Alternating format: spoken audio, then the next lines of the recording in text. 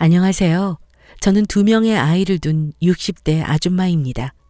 제가 이렇게 사연을 쓰는 이유는 한때 제가 겪었던 가슴 아픈 이야기를 들려드리고 싶어서입니다. 비록 밝은 이야기는 아니지만 저에게는 눈 감는 순간까지도 잊지 못할 만큼의 일이니 부디 좋게 봐주세요. 때는 20년 전으로 거슬러 올라갑니다. 제 가족은 남편과 아들, 딸 이렇게 4식구로 알콩달콩 행복하게 살고 있었습니다. 남편이 회사를 다니면서 벌어오는 돈으로 넉넉하진 못했지만 남들만큼 평범하게는 살았습니다. 가끔 외식도 하고 남편이 쉬는 날에는 같이 놀러 가기도 하면서요. 그렇게 지극히도 평범한 일상을 보내고 있던 중에 예상치 못한 변수가 생겼습니다. 남편의 회사가 이런저런 이유로 위태로웠는데 결국 저희 남편이 정리해고를 당한 것이었습니다. 남편은 한동안 이 사실을 알리지 않았고 매일같이 똑같은 시간에 나가서 똑같은 시간에 퇴근을 했습니다. 때문에 저는 바보 같게도 전혀 몰랐고요. 그러다 도저히 숨길 수가 없었는지 어느 날 갑자기 사실을 털어놓더군요. 남편은 제 눈을 쳐다보지도 못하고 고개를 푹 숙인 채 말했습니다. 사실은 내가 얼마 전에 정리해고를 당했지 뭐야. 그래서 매일같이 나가서 하루 종일 일자리를 알아봤는데도 잘 안 되더라고. 더 이상 당신한테 숨기기가 어려울 것 같아서 이제야 이야기하네. 저는 남편의 말을 듣는 순간 정신이 아득해지더라고요. 그 짧은 순간에 정말 수십 가지의 생각이 제 머리를 스쳐갔습니다. 이제 우린 뭐 먹고 사나부터 아내씩이나 돼가지고 그런 것도 눈치 못 챈 제 자신을 책망하기까지 이 모든 것을 하기에는 시간이 그리 많이 필요하지 않았습니다. 대역죄인 마냥 고개를 푹 숙이고 있는 남편을 보고 있자니 이 사람에게 더 이상은 죄책감을 심어주어서는 안 되겠다는 생각이 들어 저는 애써 밝은 목소리로 말했습니다. 이 미련한 사람아, 진작 이야기하면 됐지. 내가 뭐 그런 걸로 당신 쫓아내기라도 할까봐? 당신이 능력 없어서 해고된 것도 아니고 그냥 당신네 회사가 당신을 품어줄 만큼의 능력이 안 됐던 것뿐이야. 일자리야 다시 알아보면 돼. 어느 하나쯤은 얻어 걸리겠지. 나랑 같이 알아보자. 하나보단 둘이 훨 나으니까. 제 말을 들은 남편은 전혀 예상하지 못했다는 듯 두 눈이 휘둥그레졌습니다. 그리고 곧이어 두 눈에는 눈물이 한가득 차오르더군요. 제 앞에서는 한 번도 눈물을 보인 적이 없는 사람이었는데 그간 혼자서 얼마나 외로웠을까 생각하니 정말 너무 안쓰러웠습니다. 그렇게 눈물을 흘리는 남편을 그저 등만 쓰다듬어주며 기다려주고 있는데 아들 녀석이 다가와 천진난만하게 물었습니다. 아빠 왜 울어? 엄마한테 혼난 거야? 다 큰 어른은 울면 안 되는 거랬는데. 많이 슬펐어? 지안이가 달래줄게. 아들은 울고 있는 남편 앞에서 얼굴을 찡그러뜨리며 웃긴 표정을 마구 지어 보였고 이내 남편이 웃음을 터뜨리자 좋아라 하더군요. 남편은 한결 가벼워진 표정으로 말했습니다. 아이고, 우리 지안이 이제 다 컸네. 아빠 달래줄 줄도 알고. 덕분에 아빠 이제 완전 말정해졌어. 고맙다 우리 아들. 남편은 지안이를 보며 따뜻한 미소를 지었고 지안이는 안심이 되었는지 동생한테로 가더라고요. 시선은 아이들에게 고정한 채로 남편은 저에게 말했습니다. 그래, 내가 여기서 무너지면 안 되지. 저 어린 것들을 두고 내가 약한 소리 하면 안 되지. 당신한테도 정말 미안해. 고맙고. 당분간만 좀 참아줘. 내가 금방 다시 일구해서 우리 가족 먹여 살릴게. 그 소동이 있고 나서 우리 가족은 전보다 더 끈끈해졌습니다. 남편은 매일 새로운 일자리를 찾으러 다녔고 저 또한 집에서 할 수 있는 일들을 알아봤습니다.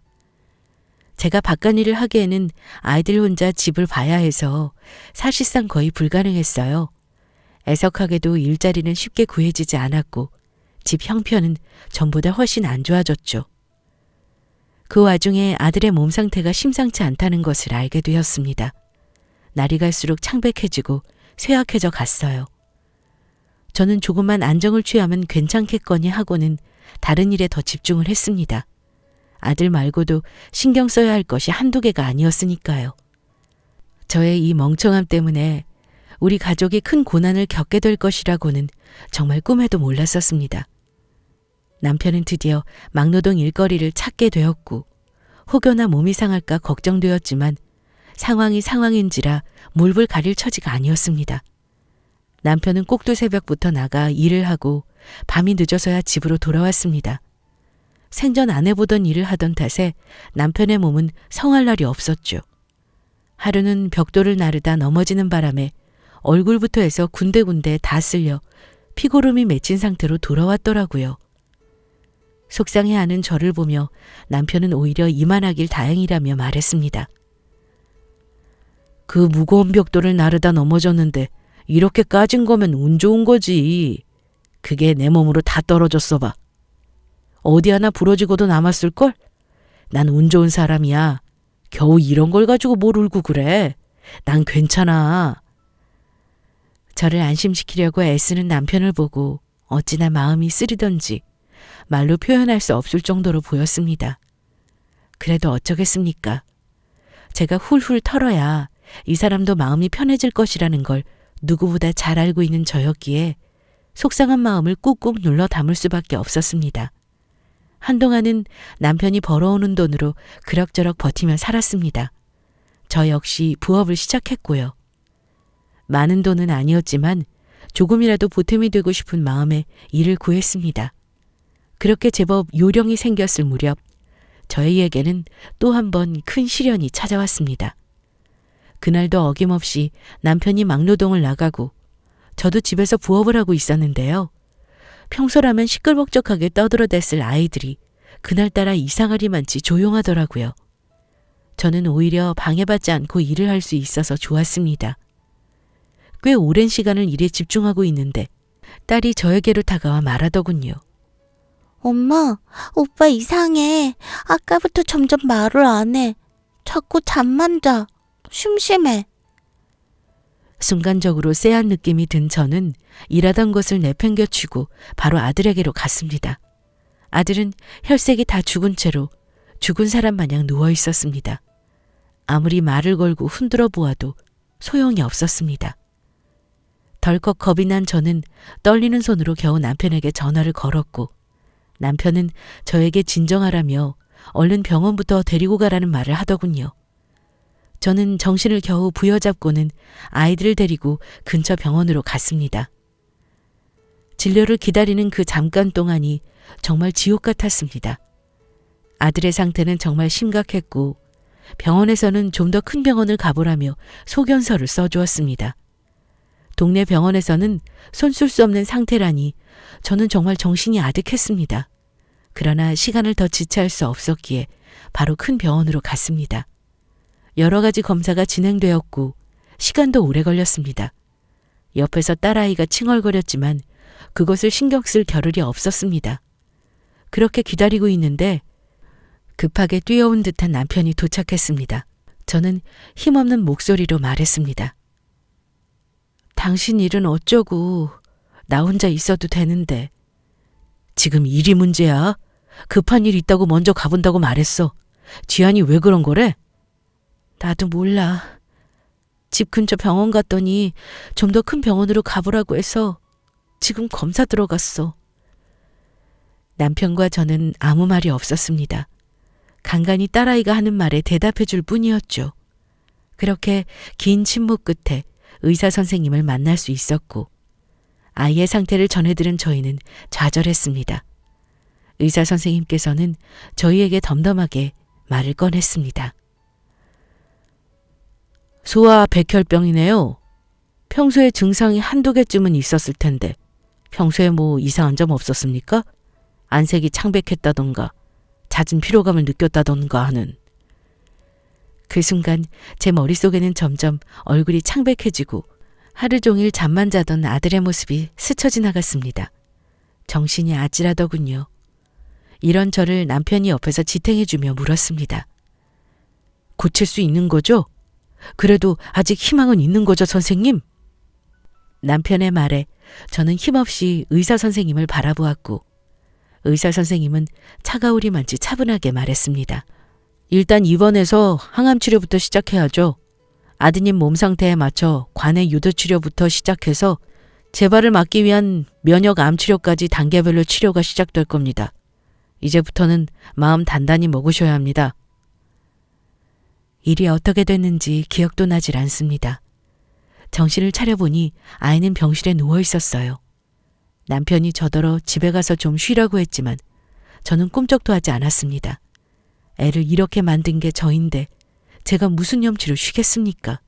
끝까지 말을 듣지 않는 저는 남편은 더 이상 건들지 않았고 딸을 재우고 오겠다며 병실을 나갔습니다. 아들을 하염없이 바라보며 머리를 쓰다듬어주고 있는데 그것을 지켜보던 앞자리 아주머니가 말을 걸어오시더라고요.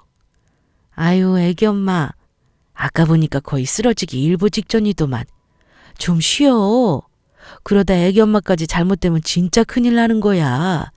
간호를 제대로 하려면 자기 자신부터 챙겨야 해. 지금은 그게 힘들겠지만 아들을 위해서라도 꼭 그렇게 해야 돼. 저는 대충 대답하고 넘겼습니다. 저 말씀이 틀린 것이 아닌 걸 알지만 지금 저에게는 제가 쉬는 것보다 우리 아이 옆을 지키는 것이 더 중요한 일이었으니까요. 저는 그날 밤 한숨도 자지 않고 아이를 간호했습니다. 남편이 아무리 말려도 말을 듣지 않았어요. 남편은 이런 저를 보며 많이 힘들어했습니다. 점점 병원에서의 생활이 길어지자 남편은 이대로는 안 되겠다고 생각한 것인지 대리운전 일도 함께 시작했습니다. 낮에는 막노동을, 밤에는 대리운전을 하며 돈을 벌었어요. 딸아이를 계속 병원에서 지내게 할 수도 없고 계속 신경 써줄 수가 없어서 친정엄마께 부탁드렸습니다. 친정엄마께서는 아들의 소식을 들으시고는 당장에 병원으로 찾아와 한바탕 울고 가셨습니다. 둘째는 자기한테 맡기고 몸 잘 챙기라는 말을 하시면서요. 그렇게 우리 가족은 뿔뿔이 흩어졌고 모든 것이 아들 위주로 돌아가게 되었습니다. 아들은 그 작은 몸으로 힘든 치료를 견뎌내야만 했고 매일매일 병원비도 쌓여만 갔습니다.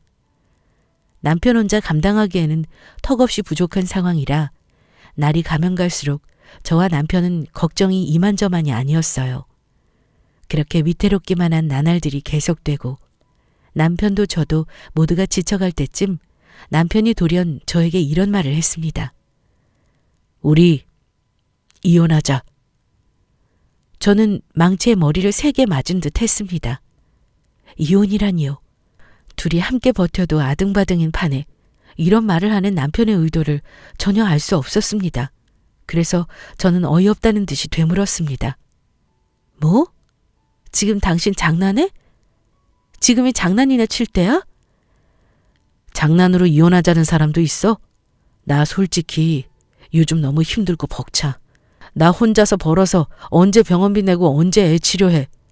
당신 잘못도 아니고 애 잘못도 아닌 거 아는데 그만하자고. 더 이상은. 능력 없는 사람들끼리 모여서 이도저도 안 되는 거. 이 사람이 갑자기 왜 이러나 싶었습니다. 혼자서 견디기가 많이 힘들었겠죠. 그동안 모든 신경이 아들에게만 가 있던 탓에 서로를 돌볼 시간조차 없었으니까요. 그렇다 해도 이렇게 갑자기 통보를 하는 게 맞는 건가요? 저는 말했습니다. 그동안 내가 지안이만 신경 쓴 거 인정해. 당신 혼자서 이리저리 고생한 거 몰라줘서 미안해. 내가 앞으로는 좀 더 유연하게 할게. 그러니까 이런 제 말을 단칼에 끊고 남편은 말하더군요. 아니, 이제 됐어. 우리 둘이 아등바등 해봐야 이 상황은 나아지지 않을 거야. 그러니까 각자 길을 찾아서 살자. 애는 당신이 맡아. 대신 병원비는 전부 내가 부담할 테니까. 여보, 갑자기 이러면 어떡해. 당신 아빠잖아. 아빠가 이렇게 무책임해도 되는 거야? 내가 잘못했어. 그러니까 다시 생각해주라. 어? 당신마저도 없으면 나 정말 힘들어 미쳐버릴 거야. 내 생각엔 변함없어. 그러니까 당신도 준비하고 있어.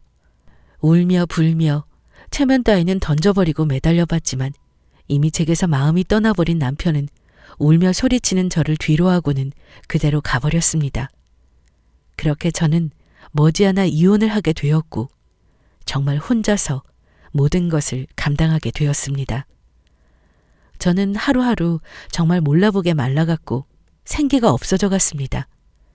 남편과 이혼 후 얼마 뒤에 정말 우연하게 듣게 되었는데 저의 전 남편이 어디 큰 회사 사장과 재혼을 했다고 합니다. 그 소식을 듣게 되었을 때는 정말이지 당장이라도 찾아가 깽판을 치고 싶었습니다. 나 몰래 바람이 나서 그토록 매달리는 나를 버리고 갔냐고, 자식들에게 부끄럽지도 않냐며 말이죠. 하지만 그런 짓을 한다 한들 뭐가 달라질까요? 그럴 시간에 저는 제 아들에게 더 시간을 쏟기로 했습니다. 전 남편은 약속대로 매달 병원비는 물론 생활비까지 꼬박꼬박 보내주었습니다. 때문에 점점 병원비 걱정은 사라졌고 생활하는 것에도 큰 어려움이 없어져 갔습니다. 전 남편에 대한 미움도 점차 희미해져 갔죠. 아들은 그렇게 꽤 오랜 시간을 병원에서 지내야 했습니다. 다행히 날이 갈수록 상태가 많이 호전이 되었고 덕분에 퇴원을 하게 되었습니다. 퇴원을 하긴 했지만 늘 아들의 몸을 유심히 살피고 조심하고 또 조심해야 했습니다. 정말 오랜만에 돌아온 저희 집을 보고 있자니 새삼 전 남편의 빈자리가 크게 느껴지더라고요. 아이들에게는 차마 사실대로 말하지 못하고 대충 둘러댔습니다. 다행히 아이들이 큰 의심 없이 믿어주더군요. 이 거짓말이 언제까지 갈 수 있을지는 모르지만 지금 당장만이라도 아이들을 지켜주고 싶었습니다. 전 남편에게도 아이들의 퇴원 소식을 알려주었습니다. 물론 번호를 바꿨는지 안 바꿨는지는 모르지만 그래도 그 사람 덕에 우리 아이가 치료받을 수 있었던 것은 확실하기에 저는 간단하게 감사 인사를 전했습니다. 문자로 말이죠. 역시나 답장은 오지 않더군요. 저는 크게 신경 쓰지 않았습니다.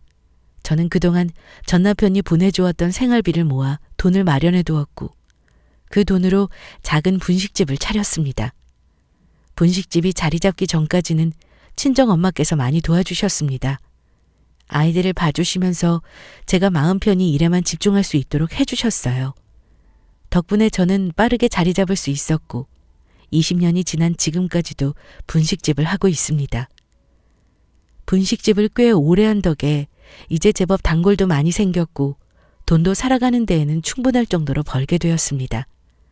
사람이 여유가 생기면 욕심이 생긴다고 저에게도 새로운 인연이 찾아왔고요. 정말 더할 나위 없이 행복한 매일을 살고 있었습니다.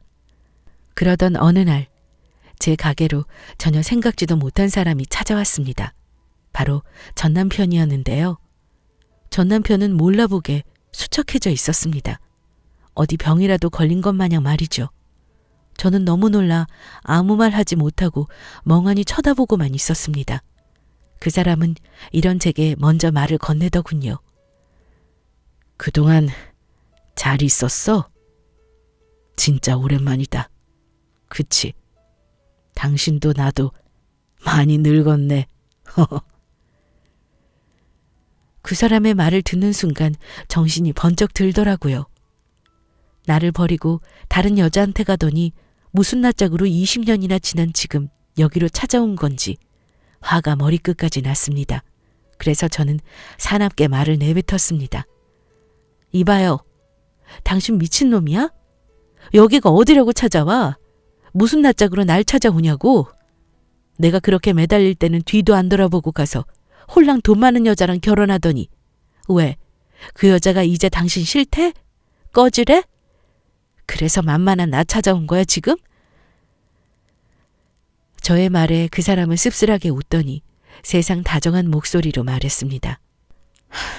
이런 말 당신한테는 그야말로 미친 소리로 들릴지 모르겠지만 나 당신 정말 많이 보고 싶었어. 그날 이후로 단 한 번도 당신하고 우리 지안이 지윤이 잊은 적 없어. 이제야 당신을 만나러 왔는데 볼 수 있을 것 같은데 너무 많이 늦었네. 슬픔으로 가득 찬 그 사람의 얼굴을 보니 저는 안쓰러움 대신 가짠타는 생각만이 가득 찼습니다. 그래서 더욱더 날선 말들로 그 사람에게 상처를 주었습니다. 웃기고 자빠졌네. 지나가던 개가 웃겠다. 어디서 되도 않는 소리를 짓거리고 있어? 당신 내가 그렇게 만만해? 당신이 그런 말로 세상 불쌍하게 짓거리면 내가 흔들릴 줄 알았어? 사람 잘못 봤어. 나 이제 당신 말고 다른 좋은 사람도 생겼고 우리 애들도 잘 살고 있어. 그러니까 괜히 끼어들어서 분탕질하지 말고 미친 거 아니면 썩 꺼져. 그 사람은 더 이상 저에게 아무 말도 하지 않았고 저는 계속 씩씩거리며 서 있었습니다. 그런 저를 한동안 지켜보던 그 사람은 저에게 허름한 봉투 하나를 건네주고는 쓸쓸히 뒤돌아가더라고요. 저는 또 무슨 이상한 소리를 적어 놓았나 싶어 짜증스럽게 그 봉투를 열어보지도 않은 채로 서랍에 짱박아 두었습니다. 이 행동이 아주 큰 실수였다는 것을 깨닫게 되는 데에는 그리 긴 시간이 걸리지 않았습니다. 평소와 다름없이 가게를 보고 있는데 갑자기 검은 정장을 입은 사람들이 들어와서는 저에게 대뜸 이런 말을 하는 게 아니겠습니까? 강석윤 씨가 전 남편분 맞으십니까? 그 사람들 입에서 전 남편의 이름이 나오는 것을 듣고는 저는 한껏 경계하며 대답했습니다. 그런데요? 갑자기 그 인간은 왜요? 미리 말해두지만 난 그 인간하고 이제 아무 상관도 없는 사람이에요. 벌써 오래전에 끝났다고요. 압니다. 저희가 찾아온 이유는 강석윤 씨가 당신 앞으로 살아생전에 소유하셨던 전 재산을 상속하셨다는 것을 알려드리기 위해 온 겁니다. 생각지도 못한 전개에 저는 아무 말도 할 수 없었습니다. 그러다 문득 마음에 걸리는 한 문장이 떠올랐고 저는 그것을 되물었습니다. 살아 생전에 소유했던? 뭐야, 마치 그 사람이 죽은 것처럼 이야기하네요? 강석윤 씨는 얼마 전 사망하셨습니다. 그래서 그동안 자신의 앞으로 되어 있던 재산을 당신께 상속하겠다는 유언에 따라 그것을 진행하고자 저희가 왔습니다. 갑작스런 전 남편의 죽음에 저는 머리가 새하얘지는 것을 느꼈습니다. 정장을 입은 사람들이 돌아가고 나서도 저는 정신을 차릴 수가 없었어요. 며칠 전만 해도 저를 찾아와 속을 뒤집어 놓았던 사람인데 죽었다니요. 저는 순간 그 사람이 쓸쓸하게 웃으며 전해주고 갔던 봉투가 생각이 났고 허겁지겁 서랍을 열어 봉투를 열어보았습니다. 그것은 손수 쓴 편지였고 저는 그것을 읽자마자 오열했습니다. 그 편지 안에는 그동안의 남편의 속사정이 고스란히 담겨져 있었습니다. 당신이 이걸 읽어줄까? 시간이 많이 걸리더라도 꼭 읽어줬으면 좋겠어. 당신이 이 편지를 읽을 때면 우리는 이미 남남이겠구나. 아직도 당신은 내가 당신을 버렸다며 원망하고 있겠지? 사실 그때 나 정말 많이 힘들었어. 가뜩이나 힘든 상황인데 지한이까지 아프다니까 되게 막막하더라. 밤낮 없이 일해도 병원비는 쌓여만 가고 전혀 나아질 것 같지 않았어. 한 가정의 가장이라는 놈이 이리도 능력이 없어도 되는 건가 싶더라. 나도 점점 지쳐갈 때쯤에 내 대리운전 단골 손님이 있었는데 그분이 유명한 회사 사장님이라는 걸 알게 됐고 그 사장님께서 나한테 제안을 하셨어. 자기가 아들 병원비며 생활비 전부 지원해 줄 테니까 자기랑 결혼해달라고 말이야. 처음엔 당연히 거절했지. 근데 병실에 누워있는 지안이랑 그런 지안이 곁을 한시도 떠나지 않는 당신을 생각하니까 좋은 기회라는 생각이 들더라. 당신도 알다시피 내가 능력이 없는 탓에 돈도 잘 못 벌어오잖아. 이대로 가다가는 죽도 밥도 안 되겠다는 생각이 들었고 마음을 굳게 먹었지. 내 가족을 살리려면 내가 나쁜 놈이 돼야 한다고 말이야. 그래서 울며 불며 날 잡고 매달리는 당신을 정말 모질게도 쳐냈어. 그 순간이 매일매일 생각나서 정말 미쳐버릴 것 같더라. 지안이가 퇴원했다는 문자 받고 정말 너무너무 기뻤어. 그래서 어느 날엔가 당신 몰래 당신을 찾아갔었는데 당신은 이미 다른 사람에게 많은 사랑을 받고 있더라고. 참 다행이다 싶었어. 계속 혼자이면 어쩌나 걱정이 많았는데 내가 줄 수 있는 건 돈 몇 푼이 다이지만 그래도 당신과 내 아이들을 위해 많이 노력했다는 것만 알아줘. 정말 많이 사랑한다. 이 미련한 사람을 어쩌면 좋을까요? 저는 왜 항상 한 발 늦게 알게 되는 것인지 정말 제 자신이 너무도 한심스러웠습니다. 저는 편지를 가슴에 안고는 온몸을 떨어가며 울부짖었습니다. 남편은 정말 처음부터 끝까지 가족을 위해 희생만 하는 사람이었다는 것을 그 사람이 더는 이 세상 사람이 아닌 뒤에야 알게 되었습니다. 그로부터 며칠 후 저는 남편의 납골당을 찾아갔습니다. 이제는 납골당에 붙어있는 사진으로밖에 볼 수 없는 그 사람을 앞에 두고 저는 다시 한번 오열했습니다. 내가 바보 등신이라 미안해. 내가 당신만 힘들게 해서 미안해. 끝까지 외롭게 해서 미안해. 눈치 좀 주지. 말 좀 해주지. 미안해. 이제 다시는 만날 수 없는 그 사람의 이름을 몇 번이나 부르며 차가운 바닥에 무릎을 꿇고는 살아생전 그 사람의 모습을 되새겼습니다. 사진 속에 그 사람의 눈을 만지며 저를 따스히 바라보던 눈동자를 새기고 뺨을 쓸며 그 사람의 온기를 새기고 입술을 만지작거리며 제게 사랑한다고 말해주던 것을 새겼습니다. 작은 사진 한 장에서 저는 그 사람의 모든 흔적을 찾았습니다. 마지막까지도 함께 해주지 못한 것이 마음에 남아서 너무도 가엾고 미안해서 저는 한동안 그 자리에서 벗어나질 못했습니다.